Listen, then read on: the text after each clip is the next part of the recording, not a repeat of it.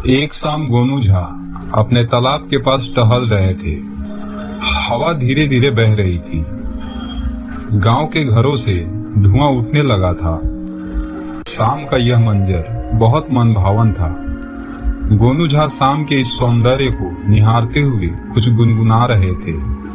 तभी दूर से आते युवराज को देखकर गोनू झा की तंद्रा भंग हुई। वे चकित से देख रहे थे कि महाराज का किशोर पुत्र उनकी तरफ ही तेज तेज चलते हुए आ रहा है। गोनू झा के लिए यह अप्रत्याशित था कि महाराज का बेटा गांव की पगडंडियों से पैदल चलता हुआ इस तालाब तक आए, मगर यह सच था। थोड़ी ही देर में राजा का बेटा उनके सामने खड़ा था। गोनू झा ने उसकी ओर देखा। युवराज हाँफ रहा था। तेज चलने के कारण उसकी सांसें फूल गई थी। युवराज ने गोनू झा के पास पहुंचकर उन्हें नमस्कार किया। गोनू झा ने युवराज की ओर देखकर मुस्कुराते हुए पूछा, क्या बात है युवराज, गांव की सैर के लिए निकले हो? युवराज ने अपनी सांसों पर काबू पाते हुए कहा, पंडित जी, मुझे कोई सच सा लगने वाला ऐसा झूठ बताइए जिससे बड़ा कोई दूसरा झूठ नहीं हो। युवराज की बात सुनकर गोनू झा हतप्रभ रह गए। अरे ऐसा क्या है युवराज, अचानक आपको यह क्या सूझी कि एक झूठ की तलाश में आप गांव चले आए? गोनू झा ने पूछा। हालांकि गोनू झा समझ चुके थे कि जरूर कोई ऐसी घटना हो गई है जिससे युवराज परेशान हैं और खुद चलकर उनके पास आए हैं। युवराज ने उनकी ओर अनुनय भरी दृष्टि से देखा और कहा, बस पंडित जी, मुझे आप कोई ऐसा झूठ बताइए जिसकी कोई काट नहीं हो। गोनू झा ने युवराज की बेसब्री भांप ली। बोले, युवराज, आपको झूठ सुनना है तो मैं जरूर सुनाऊंगा, लेकिन यदि आप मुझे बता दें कि आप वो यह झूठ क्यों सुनना चाहते हैं तो शायद मैं आपके लिए ज्यादा अनुकूल झूठ बता पाऊं। आइए घर चलते हैं, वहीं बैठकर बातचीत करते हैं और आपकी जरूरत समझकर कोई झूठ भी आपको बता दूंगा। गोनू झा अपने साथ युवराज को लेकर अपने घर आ गए। पत्नी को आवाज देकर युवराज के लिए मिठाई और लस्सी मंगवाई। जलपान से निवृत्त होकर युवराज ने फिर गोनू झा से कहा, पंडित जी, शाम ढल रही है। महल में मेरे न होने से वहाँ सभी चिंतित होंगे। कृपया मुझे कोई झूठ सुना दे, ऐसा झूठ जिससे बड़ा झूठ कोई दूसरा मुझे नहीं सुना सके। गोनू झा ने कहा, युवराज, पहले आप मुझे बताइए कि आप ऐसा झूठ क्यों सुनना चाहते हैं। मुझे पूरी बात बताइए, तभी मैं आपकी कोई सहायता कर सकूंगा। युवराज ने गोनू झा को बताना शुरू किया। पंडित जी, आज सुबह मैं दीवान और नगर सेठ के पुत्रों के साथ बाजार गया था। वे दोनों मेरे मित्र हैं और सहपाठी भी। हम तीनों बाजार में टहलते हुए इधर उधर की बातचीत कर रहे थे। थोड़ी देर में ही बातें झूठ पर टिक गई। सभी तरह तरह की झूठी गप्पे हाँकते और हंसते। किसी तरह बात बात में हम तीनों बहुत जोश में आ गए और हम में बाजी लग गई कि जो सबसे बड़ा झूठ बोलेगा उसे 100 स्वर्ण मुद्राएं मिलेंगी। इतना कहकर युवराज चुप हो गया। युवराज की मुख मुद्रा देखकर गोनू झा को यह बात समझ में आ गई कि यह बात यहीं खत्म नहीं हुई है। उन्होंने युवराज से कहा, युवराज, आप चुप हो गए, आगे क्या हुआ बताइए, नहीं तो मैं आपकी मदद नहीं कर सकूंगा। युवराज ने झिझकते हुए कहना शुरू किया, पंडित जी, इसके बाद दीवान पुत्र ने सबसे पहले झूठ सुनाना शुरू कर दिया। उसने कहा, आज से 100 साल पहले मेरे परदादा यहाँ के राजा थे और आज जो मिथिला नरेश हैं, उनके परदादा बहुत गरीब थे, निर्धन। इधर उधर के छोटे मोटे काम करते हुए उनकी जिंदगी गुजर रही थी। एक दिन वे मेरे परदादा के पास आए, जिससे कि राजकोष से उनकी परवरिश के लिए एक निश्चित रकम वेतन के रूप में मिल सके। मेरे परदादा को उन पर दया आ गई और उन्होंने उन्हें हुक्का भरने के काम पर अपने निजी काम के लिए रख लिया। युवराज ने आगे बताया, क्या कहूँ पंडित जी, उसकी गप सुनते ही मेरी मति मारी गई और मुझे गुस्सा आ गया और मैं गुस्से में बोल पड़ा, झूठ, बिल्कुल झूठ, ऐसा हो ही नहीं सकता। मिथिला नरेश का वंश वृक्ष, वह दस्तावेज जिसमें वंश का उल्लेख रहता है कि वर्तमान नरेश के पिता कौन थे, उनके पिता कौन थे, पितामह के पिता कौन थे, पर पिता के पिता, यानी सुदूर अतीत से लेकर वर्तमान तक पूरा ब्यौरा राजमहल में उपलब्ध है। चाहो तो देख लो। मेरा ऐसा कहना था कि दीवान के बेटे ने तपाक से कहा, मैंने कब कहा कि मैं सच कह रहा हूँ? अरे यार, बात तो झूठ की थी। लो, मैंने सुना दी अपने सबसे बड़ी झूठ। हम निकालो 100 स्वर्ण मुद्राएं। और चूंकि मैं शर्त हार गया था, इसलिए मैंने दीवान पुत्र को 100 स्वर्ण मुद्राएं दे दी। गोनू झा पूरे ध्यान से युवराज की बातें सुन रहे थे। उन्होंने युवराज की ओर देखते हुए पूछा, फिर क्या हुआ युवराज? युवराज ने फिर कहना शुरू किया, पंडित जी, इसके बाद नगर सेठ के पुत्र ने कहना शुरू किया, एक बार की बात है, राज्य में भयंकर बाढ़ आई हुई थी। सारे खेत खलिहान डूब गए थे। गांव के लोग जीवन रक्षा के लिए पलायन कर गए। यही हाल नगर का था। नगरवासी भी बाढ़ की विनाश लीला से बचने के लिए सुरक्षित स्थानों पर आ चुके थे।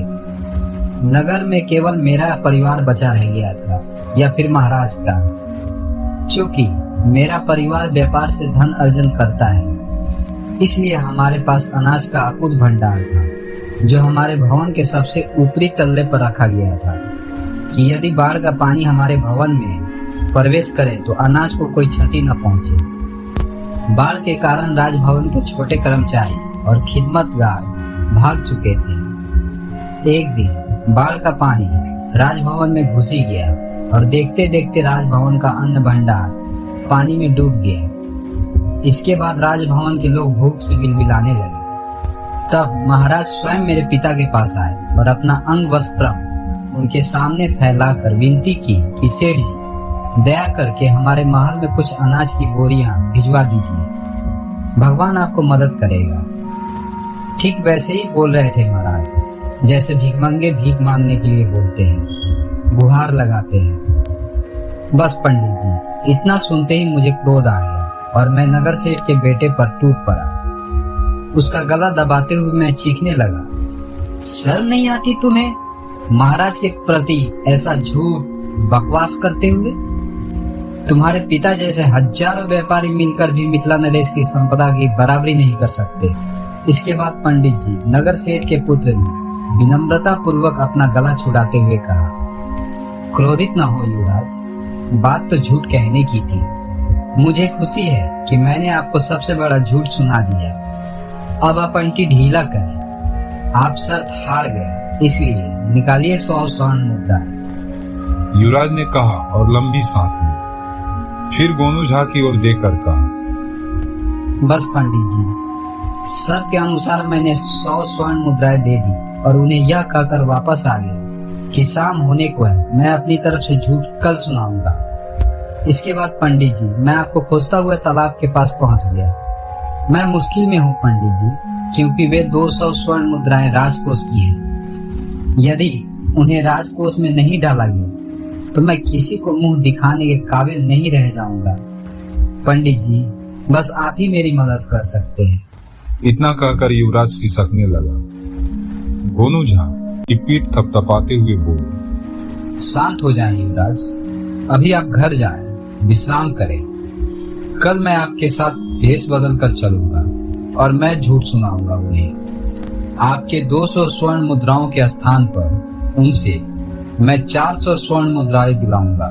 आप चिंता न करें। हाँ, कल जब मैं आपके साथ चलूं तो आप अपने मित्रों से मेरा परिचय यह कहते हुए कराइए कि ये मेरे मामा हैं। यह सब कहते हुए आप बिल्कुल नहीं घबराएं, बाकी मैं संभाल लूंगा। युवराज आश्वस्त होकर गोनू झा के घर से राजमहल वापस लौट गया। दूसरे दिन गोनू झा के साथ युवराज बाजार पहुंचा। थोड़ी ही देर में दीवान का पुत्र और नगर सेठ का पुत्र भी वहां पहुंच गए। दोनों मन ही मन प्रसन्न थे। कल तो युवराज से 100 स्वर्ण मुद्राएं दोनों ने जीत ली थी। शायद आज भी कुछ लक्ष्मी की कृपा हो जाए। उसने अपने मित्रों का परिचय अपने मामा बने गोनू झा से कराया। युवराज के मित्र उतावले हो रहे थे। युवराज सफल नहीं होगा और उन्हें फिर 100-200 स्वर्ण मुद्राएं बैठे बिठाए हाथ लग जाएंगी। इसलिए बिना मामा पर ध्यान दिए ही दोनों ने युवराज से कहा, युवराज, अब सुनाओ सबसे बड़ा झूठ। युवराज ने अपने मित्रों से कहा, क्यों ना हम इस झूठ प्रतियोगिता में मामा जी को भी शामिल कर लें। दीवान पुत्र और नगर के पुत्र ने गोनू झा पर दृष्टि डाली। दोनों ने गोनू झा को देखकर सोचा, यह तो निपट गंवार लग रहा है। यह भला क्या झूठ सुनाएगा? शामिल होने दो, इसकी गांठ से भी कुछ स्वर्ण मुद्राएं मिल जाएंगी। फिर दोनों ने लगभग एक साथ कहा, कोई बात नहीं युवराज, इन्हें भी शामिल कर लो, मगर शर्त इन्हें बता दो कि सबसे बड़ा झूठ यदि यह नहीं बोल पाए तो इन्हें 200 स्वर्ण मुद्राएं देनी पड़ेंगी। युवराज ने चौंक कर पूछा, 200 स्वर्ण मुद्राएं? क्यों? कल तो शर्त 100 स्वर्ण मुद्राओं पर लगी थी। युवराज के दोनों मित्र मुस्कुराए और बोले, कल की बात कल गई, आज तो यही शर्त लगेगी। युवराज कुछ कहता कि उससे पहले युवराज के मामा बने गोनू झा ने कहा, मुझे आप लोगों की शर्त मंजूर है। अब आप लोग बताएं, पहले कौन झूठ सुनाएगा? युवराज को भरोसा हो चुका था कि अब कमान गोनू झा के हाथों में आ चुकी है, इसलिए युवराज चुप रहा। उसके दोनों मित्र बोल पड़े, लगभग एक साथ ही आप युवराज के मामा हैं, तो हमारे लिए भी आप मामा ही हैं। आप ही पहले सुनाए झूठ, लेकिन याद रहे झूठ ऐसा हो कि जिसका तोड़ न हो, वरना आप याद रखें 200 स्वर्ण मुद्राएं। उनकी बात पूरी होती उससे पहले ही गोनू झा ने अपनी जेब से एक थैली निकाली। यह देखिए, यह सहस्त्र स्वर्ण मुद्राएं हैं। थैली में मैं तो ठहरा गंवार आदमी। थैली में युवराज को थमा देता हूँ। यदि मैं झूठ न सुना सकूं, तब युवराज तत्काल आप दोनों को 200 स्वर्ण मुद्राएं इस थैली से निकाल कर दे देंगे। ठीक है ना? दोनों मित्र प्रसन्न हो गए और स्वीकृति में अपना सिर हिलाया और बोले, ठीक है। गोनू झा ने कहना शुरू किया, मेरे दादा के पास एक घोड़ा था, 10 गज ऊंचा घोड़ा। मेरे दादा के गांव में एकमात्र ऐसी जगह थी जहां वह घोड़ा बांधा जा सकता था। इतना कहने पर गोनू झा चुप हो गए। तब दोनों मित्रों ने उत्सुकता दिखाई और पूछा, कौन सी जगह थी वो? वह जगह थी गांव के 300 साल पुराने वट वृक्ष की छतनार डालियों के नीचे, क्योंकि हमारे इलाके में आम घरों की ऊंचाई 2 गज होती थी और पेड़ आदि भी बहुत हुए तो 3-4 गज ऊंचे बस, और घोड़ा 10 गज का। किस्सा गोई में माहिर गोनू झा अपने चेहरे के हाव भाव के साथ अपने कहने के अंदाज में भी उतार चढ़ाव लाते थे, जिसके कारण सभी मुग्ध भाव से उनकी कहानी सुन रहे थे। कुछ दिनों में ही घोड़े के शरीर पर एक वट वृक्ष पैदा हो गया। घोड़े की पीठ पर उगे वट वृक्ष की डालें 3-4 मील तक आकाश में फैल गई। मेरे दादाजी ने उन डालों पर बांस की चचड़ी बनवाई, मजबूत चचड़ी, और 10 फीट मिट्टी डलवा दी। इस तरह दादाजी ने घोड़े की पीठ पर उगे वट वृक्ष को 3 मील लंबे और 3 मील चौड़े समतल भूतल के रूप में बदल दिया और वे उस पर खेती करने लगे। सिंचाई की व्यवस्था थी, मतलब कि जहाँ कहीं भी पानी बरसता दादाजी घोड़े को वहाँ ले जाते। घोड़े के साथ साथ खेत भी वर्षा वाले स्थान पर पहुंच जाता और खेत में लगी फसलों की सिंचाई हो जाती। इतना कहकर गोनू झा चुप हो गए। सभी युवक उनकी इस अजीबोगरीब कहानी को दिलचस्पी से सुन रहे थे। उन्हें चुप देखकर वे पूछने लगे, फिर क्या हुआ मामा जी? गोनू झा ने कहा, एक बार दादाजी के राज्य में भयानक सूखा पड़ा। खेत में बीज गल गए, दूर दूर तक हरियाली झुलस गई, पेड़ सूख गए, लोग त्राही त्राही करने लगे। लेकिन घोड़े की पीठ पर उगे वट वृक्ष पर बने खेत की फसलें लहलहा रही थी। जहाँ कहीं भी बरसात होती, दादाजी घोड़े की पीठ पर सवार होकर घोड़े को वहां ले जाते। सारे राज्य में अनाज भंडार रिक्त हो गए, लेकिन हमारे दादाजी का अनाज भंडार तो अनाज से भरा हुआ था। सूखे के कारण जो तबाही पैदा हुई थी, उससे नगर सेठ के दादा और दीवान जी के दादा भी प्रभावित हुए थे। एक दिन वे दोनों मेरे दादाजी के पास आकर रोने लगे और बताने लगे कि उनका परिवार अनाज के अभाव में भूखों मर रहा है।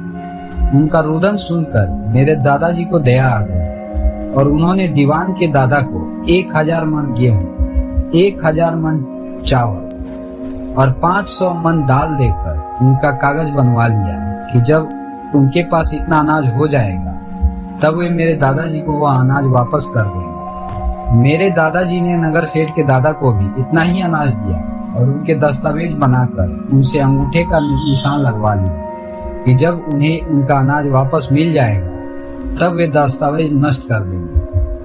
तब से हमारी 2 पीढ़ी गुजर गई और अब वह दस्तावेज मेरे पास आया है। नगर सेठ और दीवान ने अब तक हमारे दादाजी का अनाज वापस नहीं किया है। दीवान और नगर सेठ के पुत्रों ने जब गोनू झा की कथा सुनी तो वे युवराज की तरफ देखते हुए बोले, कसम से यह आदमी झूठा है, ऐसा कभी नहीं हुआ। भला 10 गज का भी घोड़ा हो सकता है? काल्पनिक बातें कहकर तुम्हारे मामा हमारा अपमान कर रहे हैं। गोनू झा हंस पड़े। यदि मेरी बातें झूठ है तो निकालो 200 स्वर्ण मुद्राएं, नहीं तो मैं निकालता हूँ तुम्हारे दादाजी के दस्तावेज। दोनों झेप गए। वे शर्त हार चुके थे। 200 स्वर्ण मुद्राएं देना उनके बस की बात नहीं थी, इसलिए दोनों ही युवराज के सामने गिड़गिड़ाने लगे। युवराज का दिल भी अपने मित्रों की बेबसी पर पिघल गया और उसने गोनू झा से कहा, जाने दीजिए मामा जी। गोनू झा ने मुस्कुराते हुए कहा, जाने तो दूंगा युवराज, यदि वे दोनों आपकी दी हुई स्वर्ण मुद्राएं लौटा दें और संकल्प लें कि भविष्य में इस तरह की शर्तें वे किसी और के साथ नहीं लगाएंगे। नगर सेठ और दीवान के पुत्र ने युवराज से जीती गई रकम युवराज को लौटा दी और गोनू झा के सामने हाथ जोड़कर बोले, मामा जी, अब कभी हम इस तरह की शर्तें नहीं लगाएंगे, हमें क्षमा करें। हम आपको वचन देते हैं कि भविष्य में धन प्राप्ति के लिए उचित मार्ग ही तलाशेंगे। इसके लिए शर्त लगाने या जुआ खेलने की कल्पना भी नहीं करेंगे। उनकी बात सुनकर गोनू झा खुश हुए।